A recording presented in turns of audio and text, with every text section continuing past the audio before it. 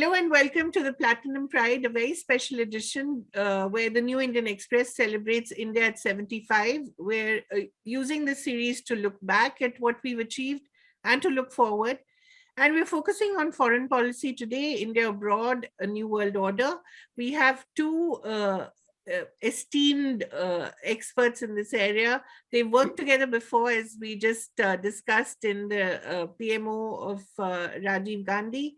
There's G. Parthasarathi, who's been ambassador to Myanmar, Australia, Pakistan, Cyprus. There's Meera Shankar, who's been ambassador to the US. And as I said, they both work together at a very critical time, I think, in India's history in the PMO, when we were changing the way we were looking at the US and China. So really, and we have Mr. Chawla here. The first journalism as the first draft of history. He's witnessed all this. He knows both of them very well, editorial director. So I'd like to take this opportunity to ask the first question to Mr. Parthasarathi. And then if Ambassador Shankar could come in here. How do we really define this new world order, in this post-pandemic world with a more assertive China and America that seems somewhat unsure of itself and a pretty divided Europe? How do we see this new world order and where really is India's place in it? I think that if you look on the 80s and 90s, I think we'll have to acknowledge it has been the decade of the Chinese for their remarkable economic growth, which is really, I would say, unprecedented any time in the past century. The speed and the strength with which it had, but it's also multipolar. And you have a China which is newly into the number one, number two spot in the world, really fishing around at a time when it has problems with all its neighbors. It has maritime or land boundary frontier problems with 16 of its neighbors. It's not just India, and it has been expansionist.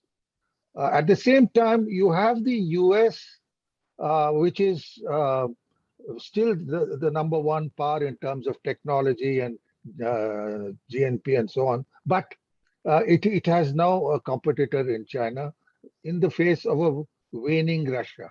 Right. So these three remain there, but in a different order.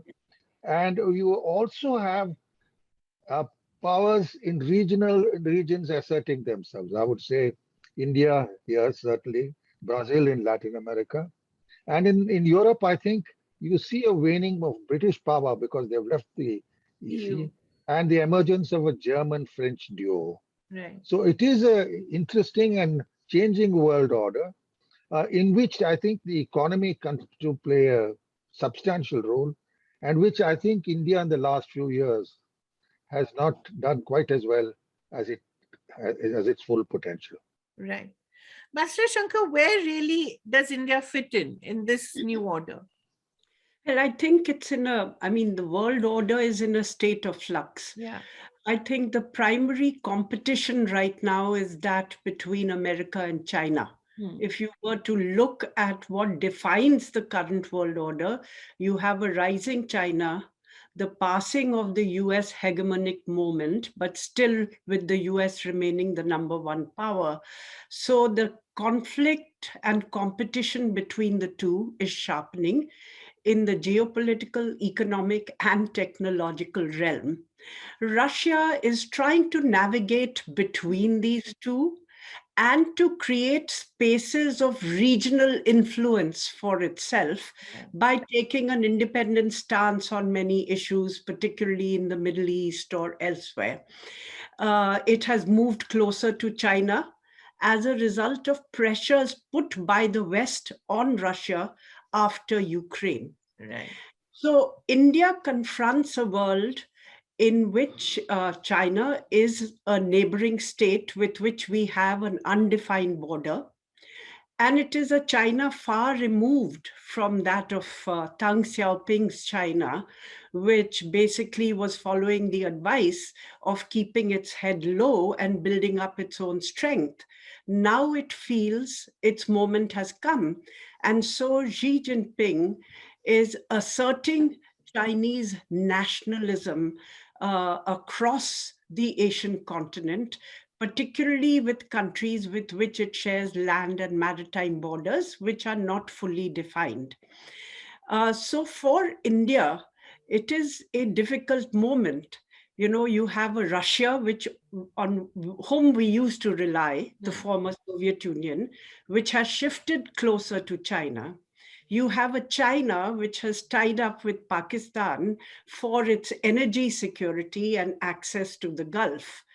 And you have an America which is trying to now compete with China, which and may also have left it a bit too late. Right. But for India, then the choices become fairly difficult because we need a country to counterbalance China in Asia, since we don't want Asia to be dominated by any one country. The only country capable of doing that is the US. Yeah. So we have moved closer to the US. Right. Because of our convergence in terms of keeping China in balance in Asia. But at the same time, India wants to retain some autonomy of decision making.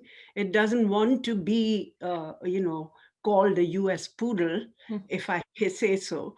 So it needs to keep open its relationship with Russia, and it needs to build relations with other regional powers which have a slightly independent stance. Some may be allies of America, but others, such as France, are allies and yet independent. So it's a fairly complex world which India has to navigate.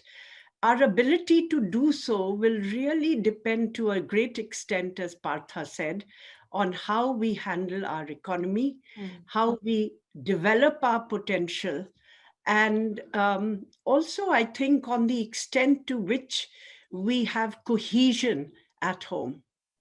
Right. May I bring in Mr. Parthasarathi here again and talk about, this new move towards smaller multilateral groups? We've seen the rise, we had seen BRICS earlier, we've now seen the rise of Quad, and India seems to be experimenting with these groups. Of course, it tried SAARC, but we all know that was a failure. So do you see this as one of the ways in which we can counter China, as Ambassador Shankar said? Yes, I would say that it certainly dilutes Chinese power. If you notice, the Russians treat us in defense matters equal to China.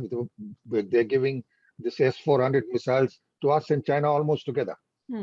And therefore, there is that balancing act. And Russia, I think, if you take it historically, for someone who's lived there, they don't trust the Chinese. They look at them as the successors of Genghis Khan. I mean, that is very deep in their roots. And I was just going back, I was in Moscow during 71. In many ways, they helped us because they even deployed forces on the borders with China. They sent a submarine to the Indian Ocean as a gesture. So therefore, we have to balance between the Russians and the Americans, because as I see it, China is seeking hegemony in Asia. Yeah, it's a hegemonical power. Right. And I don't think the Russians have that thing. But if you see on Afghanistan today, the one sort of meeting we are organized of some importance was the meeting with the Central Asian countries, in which Russia was invited, because Russia still has a stake in dealing with that. And therefore, in Afghanistan, which is somewhat always parallel to us, because we have the same interests as Central Asia. So I think on our neighborhood, Russia remains important. On the larger issue of balancing China, the US remains important. But you have to remember that there's a strong lobby within the US to sort of expand trade, build the relationship with China. So it has to be, as Meera says, a balancing act with these three. And I would at the same time urge that the dialogue with China continues, which we have always done. because even China may find it inconvenient to be at odds ends with India on everything. I don't see that just now when Xi Jinping is asserting himself, and he's really more of a hegemon than we have known of earlier Chinese leaders, especially Deng Xiaoping. And Meera and I were there together in Beijing when the Prime Minister met Deng Xiaoping for the first time. Right. And I think, if I remember correct, perhaps Prabhu was also with us on that. Yeah. So I think we are well placed, but in an ultimate analysis, we will have to grow at 7 or 8% if we are to remain relevant, even with powers like ASEAN. Right. Well, Kaveri, let me put it in perspective again, because since we are discussing 75 years of independence. Yeah. I would like both the diplomats who have been quite senior and joined the services in the early 70s or early, late 60s, and they have gone through various phases of various prime ministers. I would like to say, if you have to discuss the new world power in terms of from Nehru to Modi, and there was in the beginning also, Nehru was also world player, so was Mrs. Gandhi for some time. And various things happened because Russia, India, Chini, bhai bhai, then Russia, Hindi, bhai bhai. All sorts of slogans were raised at that time. At that time, strategic relations were more important than economic relations. So I would request both of them to say how it has developed towards the world order in terms of India in the middle of it, and America, Russia, China in 75 years. As Meera was saying, we have undefined border with China. We have, of course, defined border with America because there's no border there. But we have also undefined relationship with both of them. Generally, for 40 years, I don't know what is our relationship with America. What is our relationship with China in terms of strategy, in terms of economics. And when Modi had come back, we saw him in the first term. He also became the darling of the entire world. The people who were shunning him at that time. I remember his visa was cancelled while I was interviewing, and the same High Commissioner was begging to meet him after the was declared. So I just want to know how this diplomacy or world order has evolved vis-a-vis India during the 75 years. So the present various prime ministers, 3, 4 prime ministers, more important, others don't matter. I covered 11 or 12 prime ministers, but others don't matter. Only people who matter as prime minister who have some impact on diplomacy, from Jawaharlal Nehru to Modi, Indira and Rajiv. Rajiv been there for 5 years. I come and with him also. He was a charmer, but he was accepted as a leader. But what is the difference out in the world? If you place India in the middle and all these 3 countries, Russia, China, and America, how things have changed? There are some elements of continuity in the policy that we have seen from all prime ministers. I think Nehru was an idealist, and the, what could I call it? The conceptualizer of India's place in the world. Indira Gandhi brought a sense of greater realpolitik to the use of foreign policy. And I think, for instance, 71 was certainly helped by the fact that we had had the Green Revolution, were no longer dependent on ship-to-mouth food grain shipments, and the fact that we had concluded the Indo-Soviet Treaty of Peace and Friendship as a counterbalancer to both potential moves by China and the US. Then you see under Narasimha Rao, because of the shift in the global order with the collapse of the Soviet Union, an effort to reach out more in a more sustainable fashion to the US, again carrying on what Mrs. Gandhi in her term after the post-emergency term and Rajiv had started, but in a more sustained and systematic way with the government of Bill Clinton. Then you see that being carried forward by Atal Bihari Vajpayee. And now you see Prime Minister Manmohan Singh having got one of the core issues which bedevil the relationship out of the way with the India-US nuclear deal, and the Prime Minister Modi having moved substantially closer to the US. So I see an element of continuity. There may be acceleration in this relationship, but there's been a certain logic to the change in our relationship with the US. For instance, you were asking about the economy. post 91, actually, the US has emerged as our largest trading partner in goods and services. If we take both, China is our largest trading partner in goods, but the nature of the trade with the two is very different. The US has a slight trade deficit with us. We have a small trade surplus, but varies between $20 to $20 billion, $25 billion. The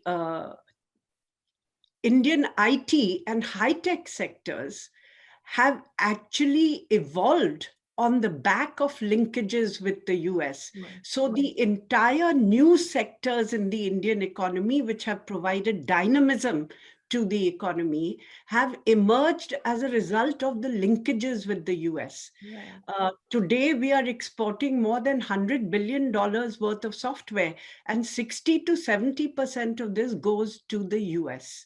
We are trying to diversify. Europe is now increasingly a market, Asia less so, but still, it's a major economic partner for India, which has propelled some of the high-tech sectors of the Indian economy. If you look at India's trade with China, it's been problematic.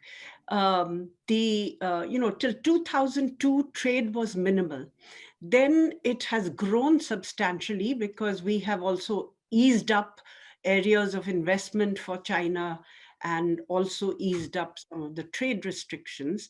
And today in goods, China is our largest trading partner, but the deficit with China that India has keeps growing. And it has led, if I may say so, to the deindustrialization of India's small and medium sector in particular, which have not been able to compete with Chinese goods. For instance, Aligarh used to be known for locks. Right. Where are Aligarh locks today? Firozabad used to be known for glass, bangles as well as glassware. Nowhere on the scene. Similarly, you will see lots of Hicks thermometers, which used to be made in India. Now you don't get a thermometer made in India. There's a whole range of small scale and medium industries which have been eviscerated as a result of the linkage with China. So I would say the economic linkage with the US has been of immense benefit to India. The economic linkage with China has provided cheap consumer goods to the middle class, but had damaging impact on the Indian economy. And it is after the reforms of 91, as the size of the Indian economy has grown, as the potential of the Indian middle class has become globally, something to factor in to business strategies, that more attention has been paid to India. And the third factor, I would say, which has led to this, is the fact that India decided to exercise its nuclear option. Again, a policy on which there was considerable continuity over various regimes. Jawaharlal Nehru kept India's nuclear option open, set up the Atomic Energy Commission. Indira Gandhi had the peaceful nuclear explosion. Rajiv Gandhi looked at weaponization, or giving the go-ahead for weaponization of our nuclear program. And Atal Bihari Vajpayee did away with the, concealed nature of our nuclear program by actually testing. And since then, India is now reckoned as one of the powers with nuclear weapons. So the exercise of the nuclear weapons option, the reforms of 91, the growth of the Indian economy and its potential, even though it hasn't lived up to its full potential as yet, I think these are the factors which have really propelled the world's assessment of India in a different light to the way in which it saw India post-independence, which was as a developing country, which had a lot of development challenges, was very poor, whether it would be able to handle its complexities and diversities was always a question mark. And, there were innumerable articles, right, after Nehru, who will India break up, so and so forth, and never a word about Pakistan, but it was Pakistan which broke up. Yeah. And we helped in that. Yes, of course. Yeah, Partha. Well, I'll go to what Prabhu wants to hear. What do I regard? When we've sort of skipped over it, he asked about Mr. Modi. And I'll give you a surprise on what I think is his greatest achievement. His greatest achievement is an excellent relationship with all the Islamic countries in the world. It's Except strange, but Pakistan. except Pakistan. Pakistan is a class apart. But that is a national consensus. It's a class apart. But look, a person at the same time has transcended the Arab-Persian rivalry, which is Iran and the Gulf countries. He has personally good relations with the Iranians and with the Arab world, especially with the monarchs in our immediate neighborhood. And that for us is much more crucial than what Egypt or Sudan does. It's the Gulf Arab countries. In fact, I look forward, if we manage properly, to much greater involvement of the Arab Gulf countries in investing in India, because the main source, the regular customer for the petroleum is India. And this is going to be a feature of it. You would be surprised with Iran. This has continued through governments. In dealing with Afghanistan and in containing the Taliban, you know who's our greatest friend? It's Iran. Right. It is through Iran which we operated earlier on when having to deal with the Taliban before the Americans came in. It is Iran which now is important. So in the balance of power, all this is taking place because the Arabs, with our good relations with Israel, there was a lot of ideological objection in India. The Palestinians first, so and so last. Mr. Modi set all that aside. And you have at the same time an extremely good relationship with the Arabs, an extremely good relationship with Iran. It was as good as it has ever been. Iranians are very difficult to deal with, I can assure you. But it's remained, and it's equally good with Israel. And it is also, I would think, indirectly leading to this process of greater recognition of Israel by in the Arab world. Diplomatic relations are expanding in the Arab world. So I think his contribution has been substantially on this, if you ask me. He has a good relationship with Sheikh Hasina. Every Indian prime minister has done that. Sri Lanka, things have been steadily improving, or even during Dr. Manmohan Singh's time, but it has been carried forward. So as I go back to what Meera says, Indian foreign policy, irrespective of governments, there is continuity and change. Change according to situation when the world is changing. Continuity in sense of a civilizational link with these countries which we have maintained. So I can't think of any other country which shares such good relations with both the Iranians, with the Arabs, and with Israel. Right. That I think, and really, I must say, I watched this from within government. A hesitation to go and deal with Israel. You know what is going to be its political impact here, there, everywhere. No such questioning. Israel is Israel. Israel is the partner.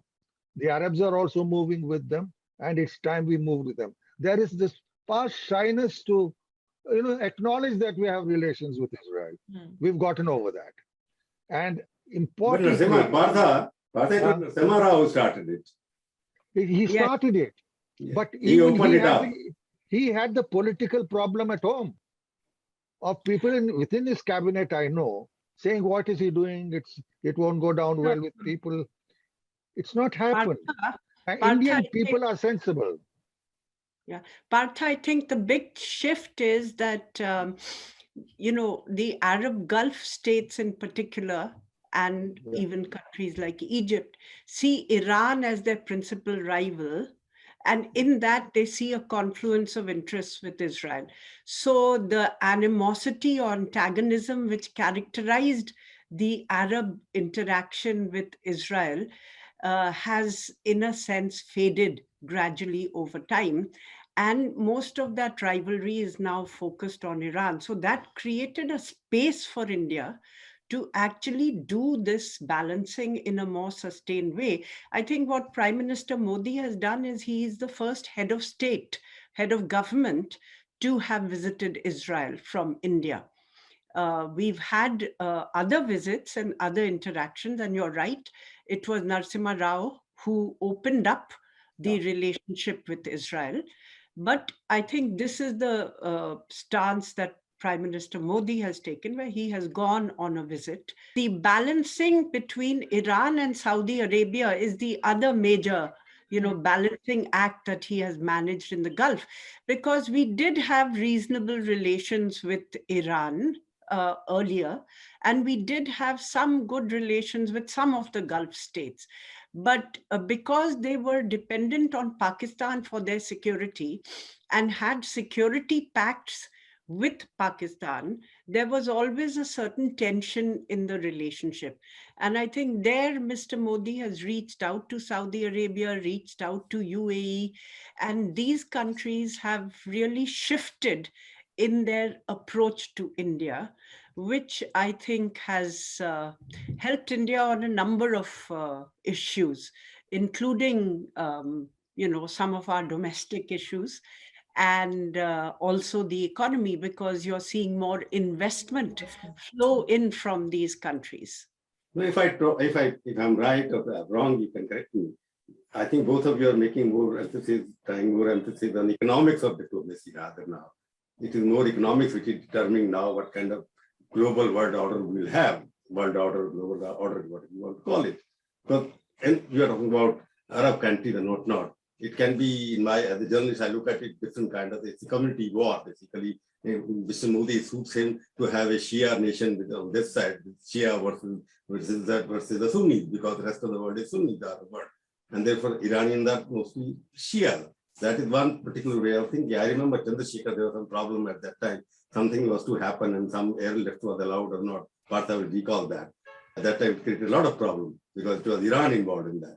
So yes, you are absolutely right. Modi has been able to win both Iran as well as Saudi more because of economics and also because of Shia Muslim problem which are there.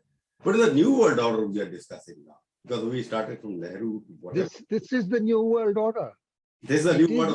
Where I'm coming back to that. Israel has become so important because Israel is now no more untouchable, and it plays an important role in the new world order. Therefore, our foreign minister, I've seen first time, Mr. Jaishankar, Dr. Jaishankar spending 6 days in Israel.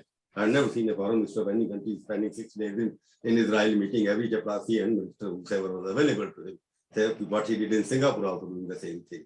Because this reflects how important is Israel, where foreign minister spent 6 days. I don't second, third visit he made there. And Prime Minister, as she rightly pointed out, our Prime Minister was the first head of the state to visit Israel. So do you think in the new world order, India is going to play Israel as some kind of a force or some kind of a, whatever you want, can handle to balance the Middle East policy? No, I think really the Middle East policy is balancing itself with a large number of countries behind Israel, rather than going with the Iranians.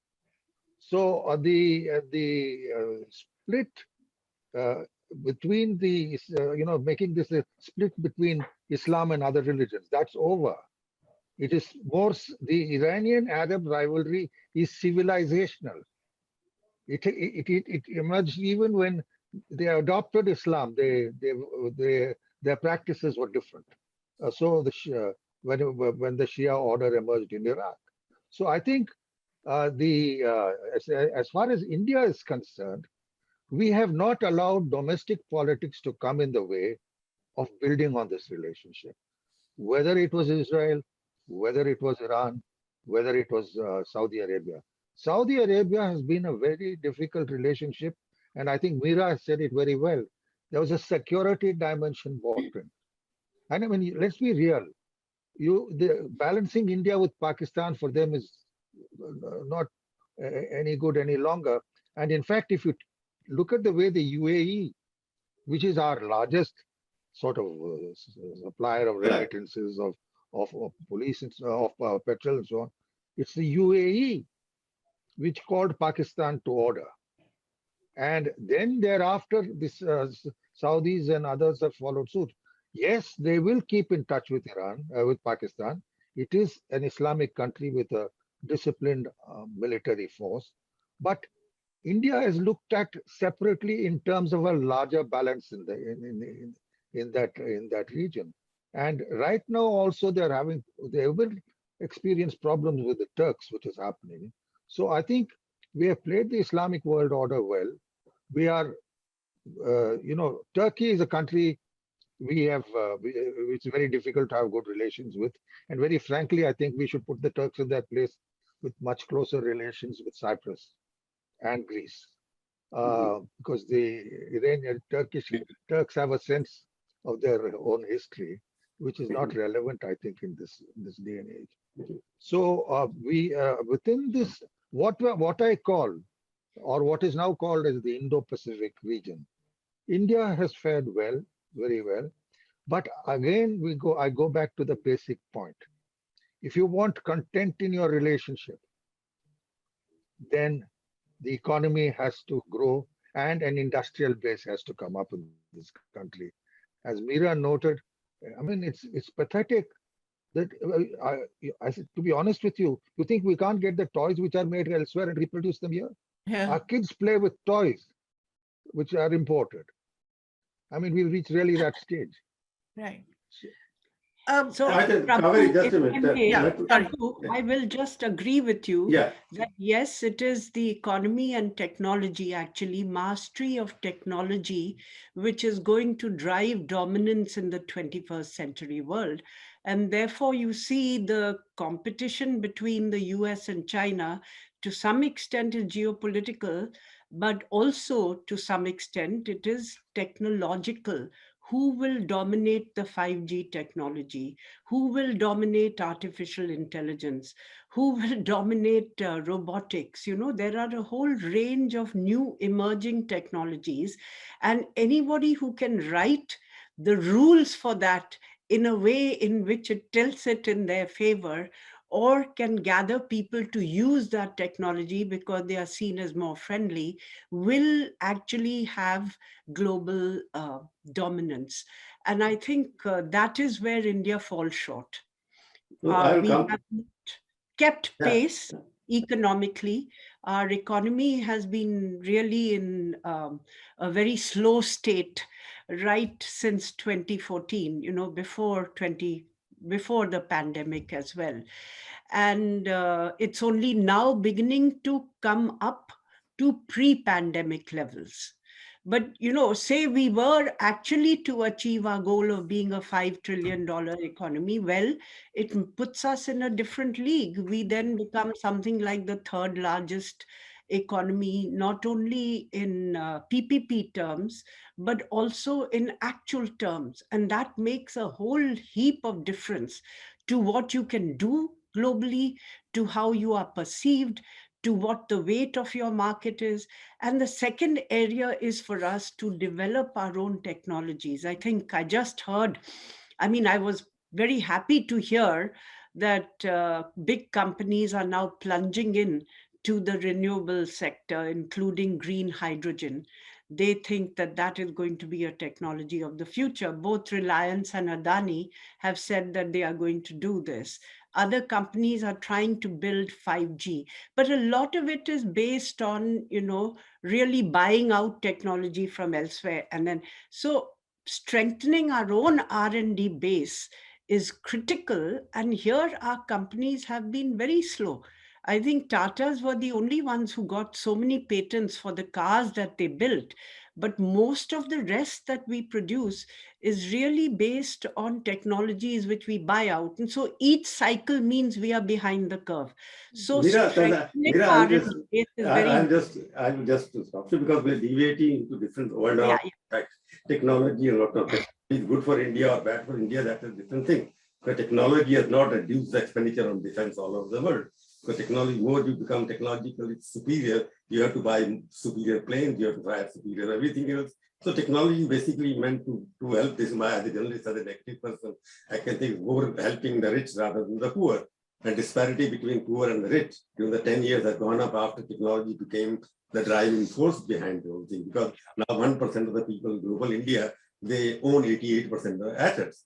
And 30 years ago, they own only less than 60% of the assets. So there's a technology because that produced Google and Zuckerberg, 33-year-old person becoming worth about $1 trillion. So that's a different issue. We should not get into it. But I'm coming back to the world order, where I'm just raising because we are going to conclude it. India, with the kind of relationship we have with our neighbors now, in 75 years, nothing has changed in that respect. Parts has been in the neighbors with these places as well.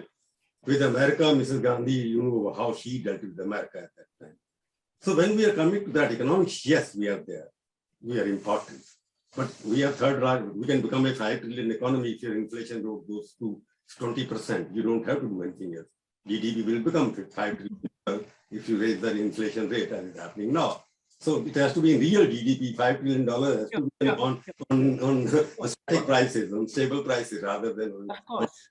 So that is what's, so we, what I want to know, how you think India in the world or where the neighbors are still not with you.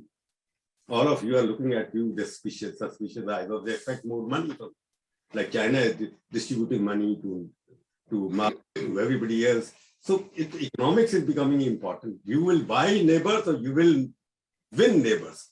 That is the question we have to, because if the neighbors are not with us and rest of the people we are dealing on equal basis, like Trump wanted motorcycle duty to be reduced. That kind of level we have come down to. So in that new changing world order where economics, taxation policy, like you refer to China, because of allowing Chinese to send their goods and services here and killing our own small sector. Then that sector, what is going to be the next 21st century? Is going to be a war on economics between everybody dominating the markets or dominating the geographical expansionism with China is involved. It involves both, Prabhu. It involves both. It's not single. You can't separate one from the other. Let me put it very plainly. For the first time now, I've been associated with defense research. My brother has been a scientist on missiles. For the first year, we are actually seeing, first time, we are actually seeing defense technology coming up in India. Now, you have to create a right atmosphere for that. And I am afraid we have not done it thus far. I think it is coming about now. Innovation is something which the present government is putting a lot of experience.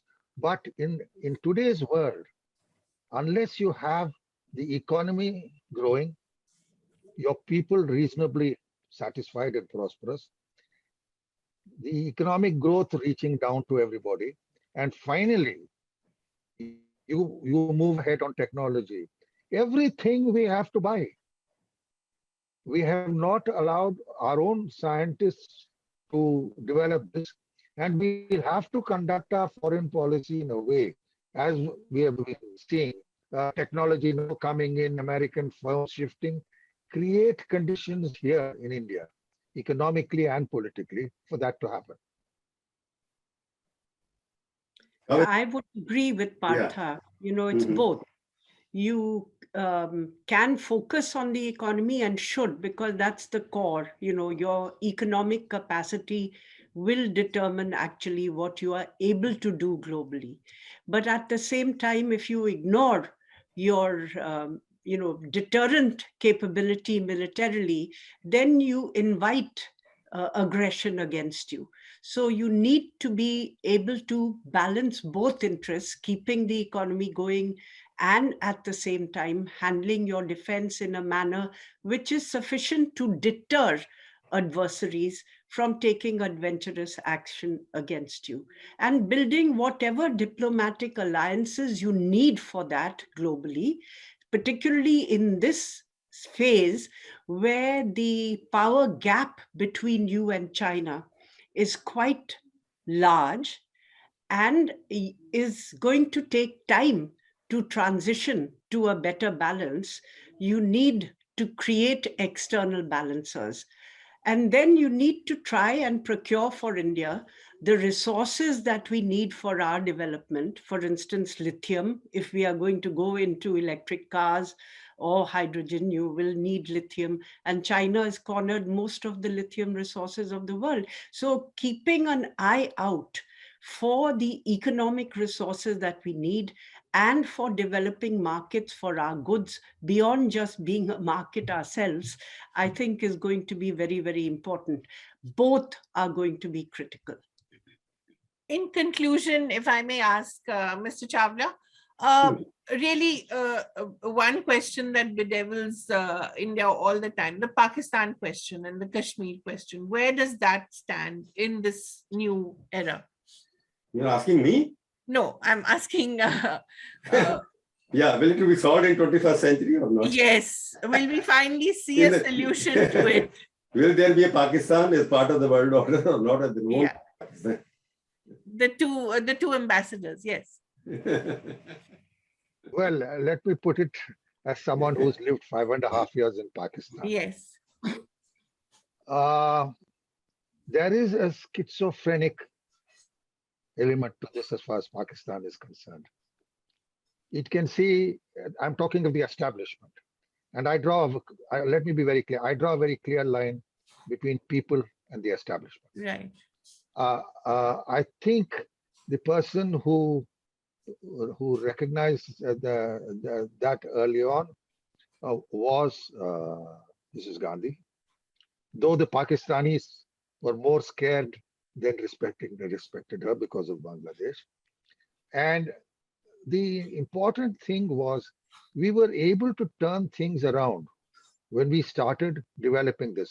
And the person who built on what she did most was Mr. Vajpayee. He made his mistakes, yes, he was over trusting, but the path was clear. We don't even have, the Pakistanis don't know where we live or how we live. That's the reality. And the hostility to us is largely in the Punjab province. Right. Because the military comes from there. So I think we have, at a certain stage in time, moved towards it. I think Mr. Modi gave it a hard try to take over from where his predecessor Manmohan Singh had left over. Dr. Manmohan Singh went ahead, in fact, including in Kashmir, but had to fall back because that's the way the Pakistani system works. But if you have a greater system of exchanges, some of which are unilateral, I'll tell you, in Karachi, the Muhajir, who were the refugees who went after partition, changed for a simple reason. They were fed with propaganda that their Muslim brethren in India were dying, starving. Right. And when they came here and found them living in 20-story buildings, the reality, there's no better check than reality. Right.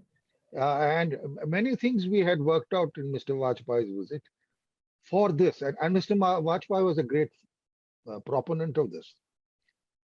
Aane do logon ko, let them come.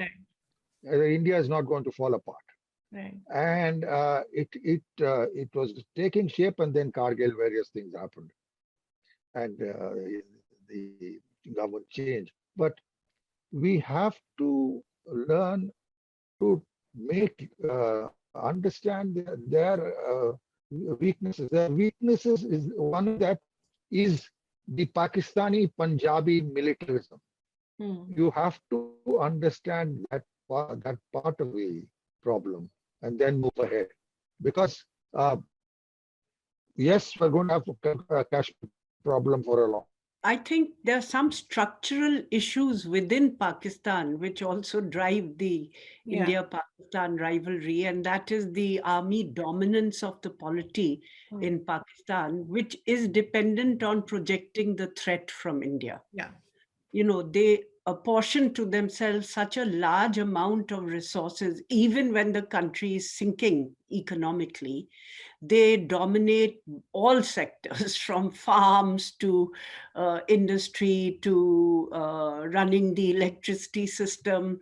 And if you go to Islamabad, you will see actually their generals all have 1,000 square yard plots, huge bungalows, huge farms allotted to them. You know, the Indian bureaucracy lives in a far more modest way. But all these privileges, the army is loath to give up. And for that, it needs to keep this tension with India alive. So to some extent, we have to live with it, but we can see what we can do to keep channels of communication open, because I think the worst is if we have no channels of communication and you have, you know, two nuclear armed adversaries slipping into inadvertent exchanges. I think that would be bad. And, you know, see what you can do without hype to try to move the relationship forward.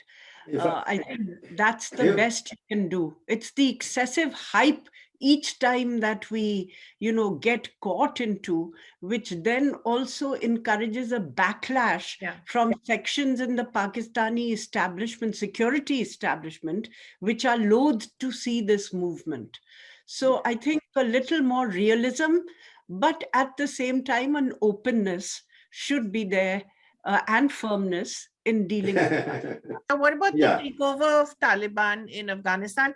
How does that change things as well? Means that we have a very fluid situation to the west of us, with Pakistan as an adversary and the Taliban having created a certain chaotic situation in Afghanistan, going back to the kind of Islamic rule, which everybody expected they might have moderated and moved on from.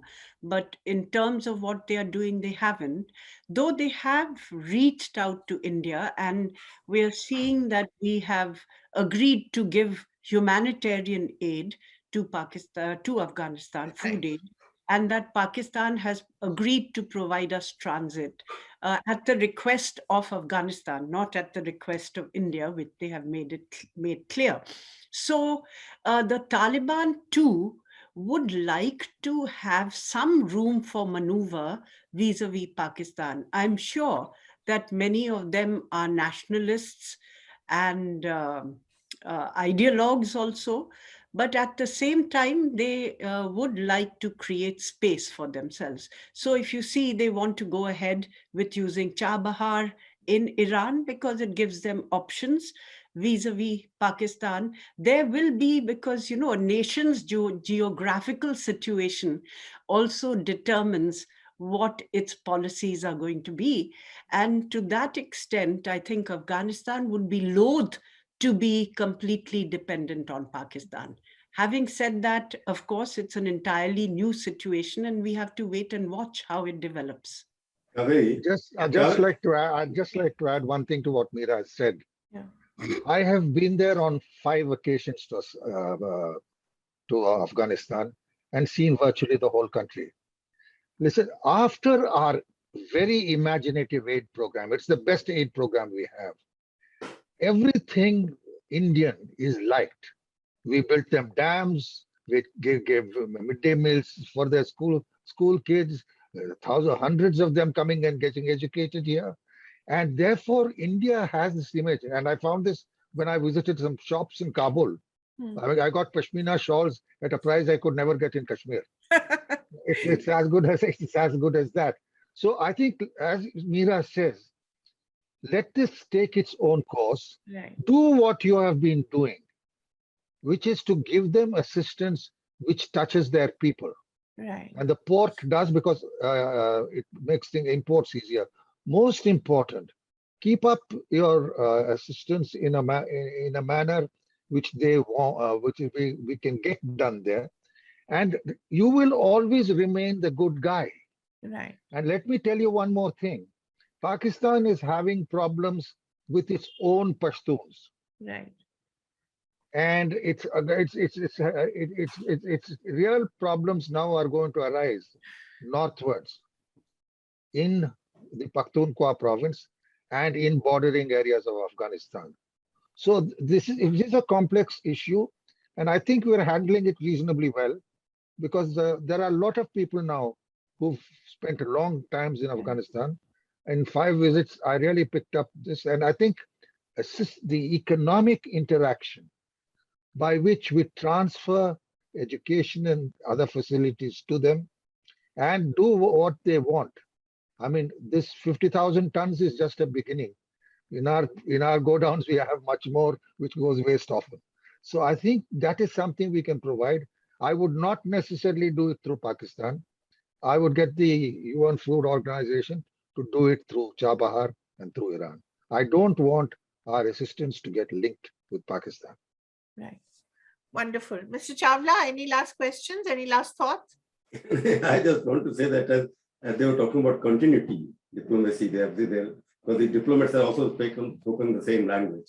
Because on Pakistan and on Afghanistan, they have spoken the same language they have been speaking for many more years. So the things have not changed. What is guiding Pakistan and Afghanistan and Iran is basically Islamic fundamentalism. But I would say that in the New World Order, if I can hear them, from Nehru to Modi, the two irritants, China and Pakistan, has not faded, as she has been using this word more oftenly. Meera has used faded a couple of times. So I would say, even after 75 years, the two irritants are still not fading away, and they will continue to affect the world order vis-a-vis India. That's what my feeling is. Thank you. We have to give it a try to change that. Yes. Yeah, that we have been trying for 75 years through defense. Only defense is the only option left now. Thank you so much, ambassadors. Thank you so much, Mr. Chawla. It was a real masterclass in, foreign policy. It was thoroughly enjoyable. Thank you so much.